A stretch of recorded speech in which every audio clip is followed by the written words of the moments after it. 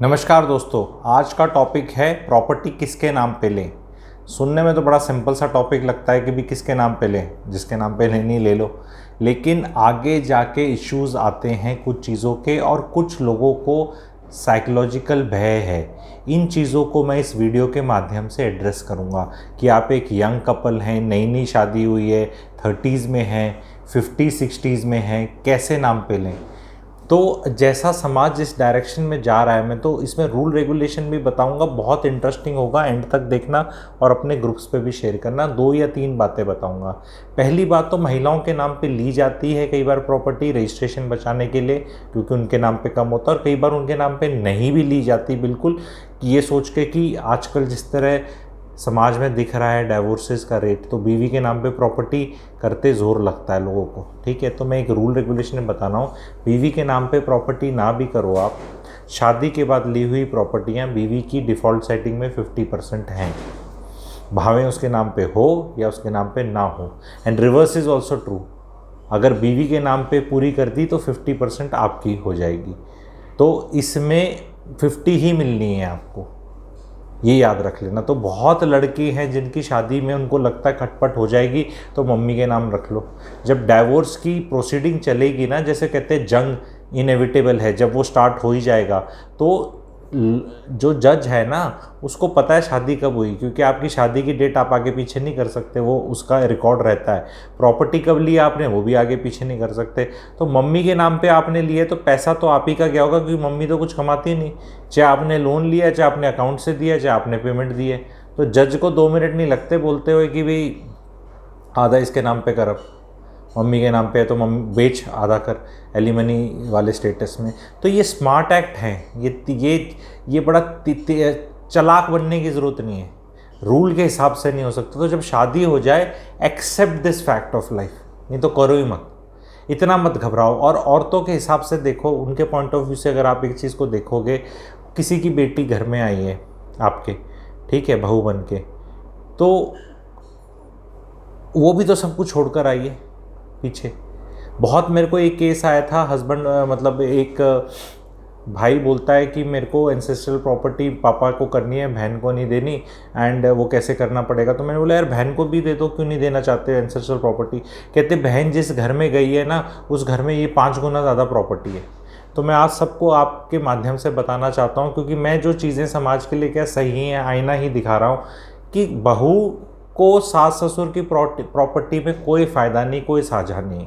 Irony of inheritance पे एक अलग से मैं वीडियो बनाऊंगा, उसके तहत मैं समझाऊंगा कि जो बहू है सास ससुर की प्रॉपर्टी में ना उसको किराया मिलना, उसकी लाइफ पूरी 60-65 साल तक हो जाएगी। She can not wait for कि कुछ होगा तो मुझे कुछ मिलेगा। उसकी लाइफ के खर्चे, उसकी खुद की हैसियत नहीं इम्प्रूव होती। तो अगर आप एक लड़की के फादर हैं तो ये अपने आप को नहीं देनी, आपको मत दो, देन उसमें रीजनिंग मत करो अपनी सबकॉन्शियस को करने के लिए। नहीं देना चाहते, लड़कियों को नहीं देना चाहते प्रॉपर्टी। हालांकि जिन घरों में लड़कियों को नहीं दिया जाता वहाँ तरक्की नहीं होती उन घरों की, ये भी फैक्ट है। लड़की मरकरी है एस्ट्रोलॉजी के हिसाब से, तो वो करना चाहिए। लेकिन ये बोलना कि उसको फ़ायदा हो जाएगा, उसको मिल जाएगी, वो उस मिलने का कोई फ़ायदा नहीं। वो मैं जब वो वीडियो बनाऊंगा उसके तहत बताऊंगा। तो फिर आते हैं इस बात पे कि कभी भी बीवी को 100% मत दो property, 50-50 is the ideal ratio.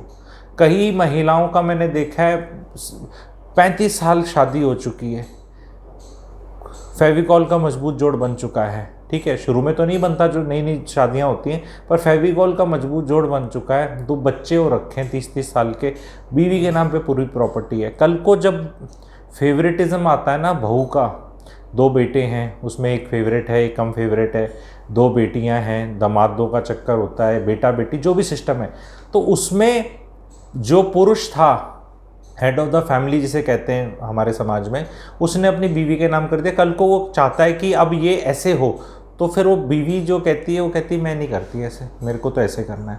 आप उसको ऐसे देखोगे, अरे भगवान। तो अभी आपने लेटेस्ट मूवी देखी थी वो 10वीं, उसमें अभिषेक बच्चन होता है, शुरू में निमृत कौर को देखा है, रोटी खाओगे जी, आओगे जी, शी सो अंडर कॉन्फिडेंट, फिर वो CM बना के जेल चला जाता है।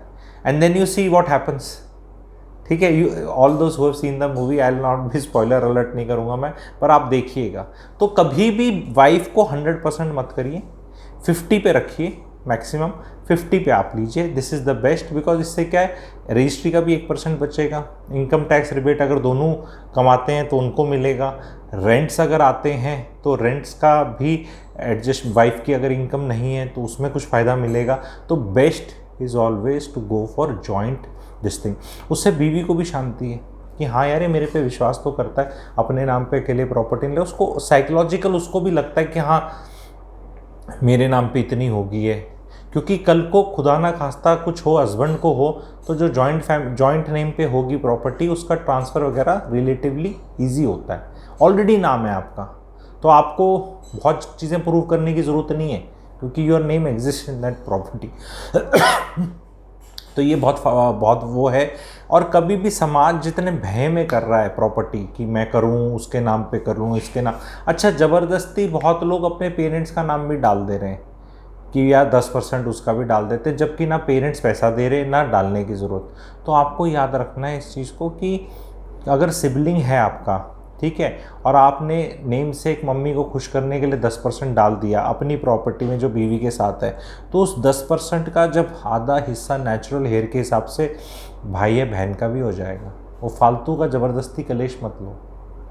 दिस इज जस्ट, अगर आप अकेले बच्चे हैं तो अलग बात है, या फिर आप इन्वेस्ट ऐसे कर रहे हैं कि उस सिबलिंग को भी इन्वॉल्व कर रहे हैं, फिर ठीक है कि भी सिबलिंग का भी 20% का हिस्सा है, आपका भी है, मम्मी का भी है, इस तरह सिस्टम मिलके ले रहे हैं तो बाय ऑल मीन्स, अदरवाइज रायता मत फैलाओ। और कई बार लोग बहुत अज्यूम कर लेते हैं लोग कि ये तो लड़की है, इसका तो कोई हिस्सा नहीं, हम देंगे भी नहीं, कुछ होगा भी नहीं। भाई टाइम्स चेंज हो गए, लॉज भी आपको पता है क्या लेटेस्ट हैं, सो डोंट अज्यूम थिंग्स, ठीक है। एंड वो कलेश का ही बीज है, and you should avoid assuming things, ठीक है।